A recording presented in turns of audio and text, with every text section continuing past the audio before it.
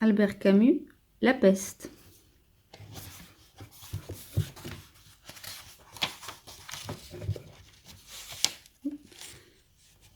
Collection Folio.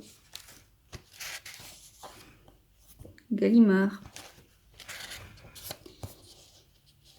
Édition Gallimard, 1947.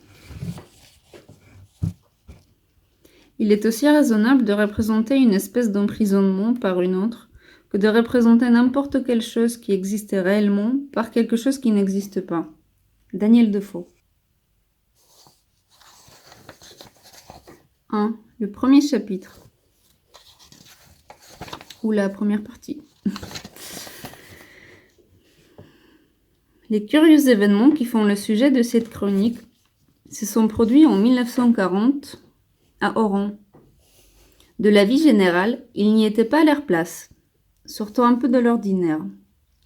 À première vue, Oran est, en effet, une ville ordinaire et rien de plus qu'une préfecture française de la côte algérienne. La cité elle-même, on doit l'avouer, est laide. D'aspect tranquille, il faut quelque temps pour apercevoir ce qui la rend différente de tant d'autres villes commerçantes sous toutes les latitudes.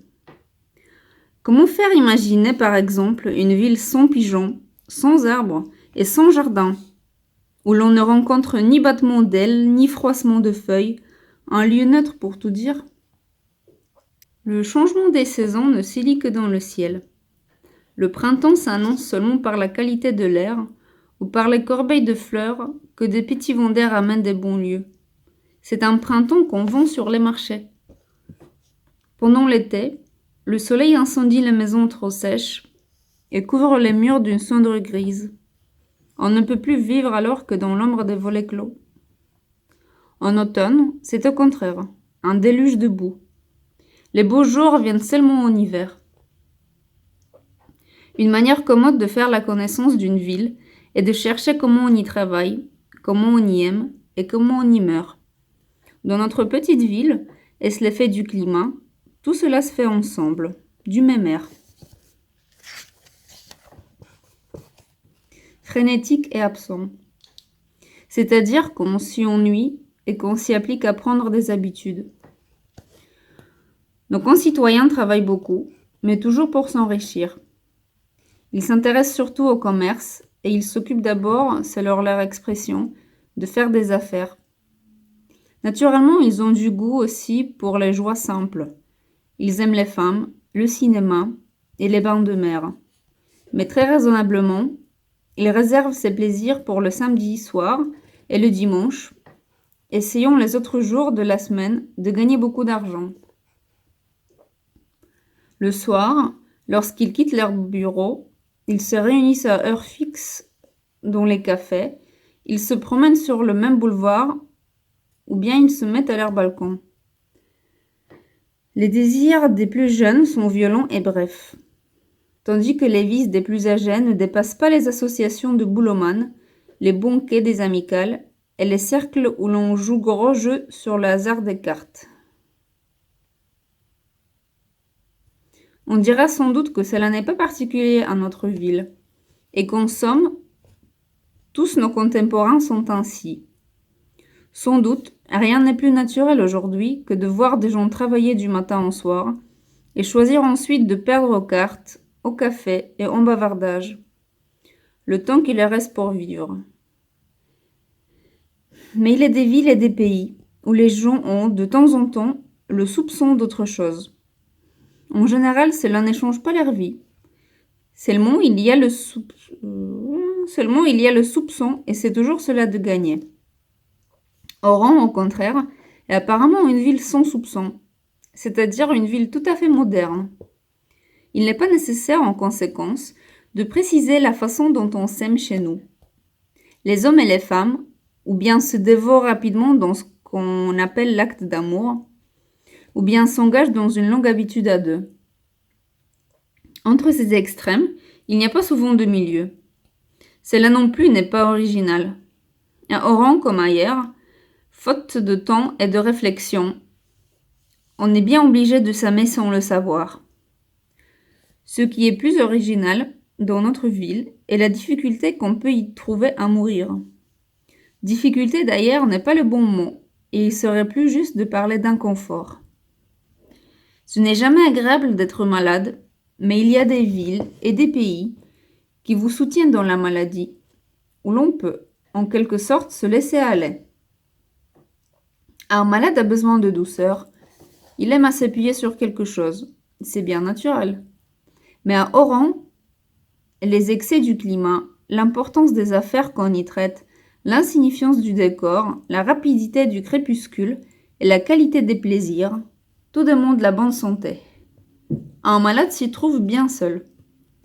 Qu'on pense alors à celui qui va mourir, pris au piège derrière des centaines de murs crépitants de chaleur, pendant qu'à la même minute, toute une population, au téléphone ou dans les cafés, parle de traite, de connaissement et d'escompte. On comprendra ce qu'il peut y avoir d'inconfortable dans la mort, même moderne, lorsqu'elle survient ainsi dans un lieu sec. Ces quelques indications donnent peut-être une idée suffisante de notre cité. Au demeurant, on ne doit rien exagérer. Ce qu'il fallait souligner, c'est l'aspect banal de la ville et de la vie. Mais on passe ses journées sans difficulté, aussitôt qu'on a des habitudes. Du moment que notre ville favorise justement les habitudes, on peut dire que tout est pour le mieux. Sous cet angle, sans doute, la vie n'est pas très passionnante. Du moins, on ne connaît pas chez nous le désordre.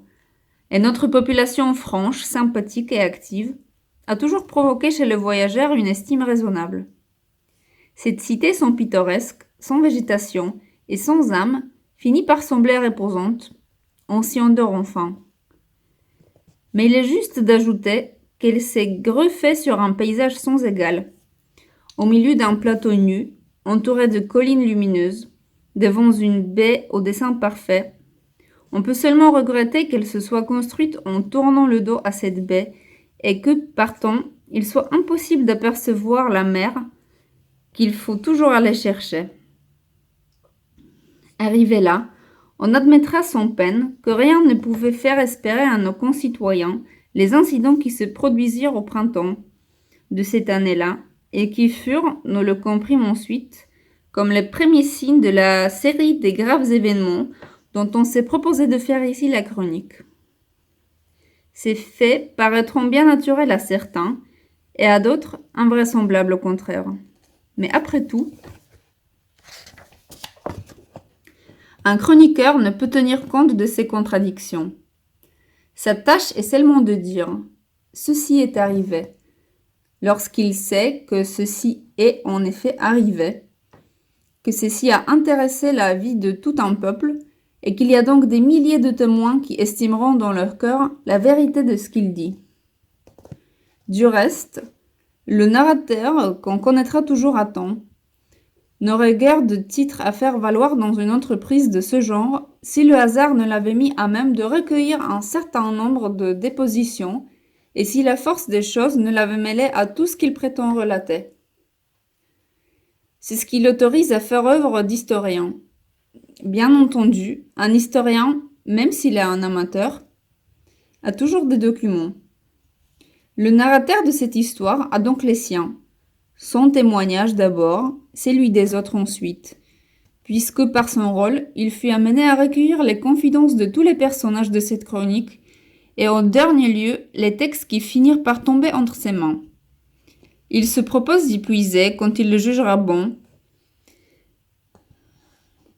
et de les utiliser comme il lui plaira. Il se propose encore, mais il est peut-être temps de laisser les commentaires et les précautions de langage pour en venir au récit lui-même. La relation des premières journées demande quelques minuties.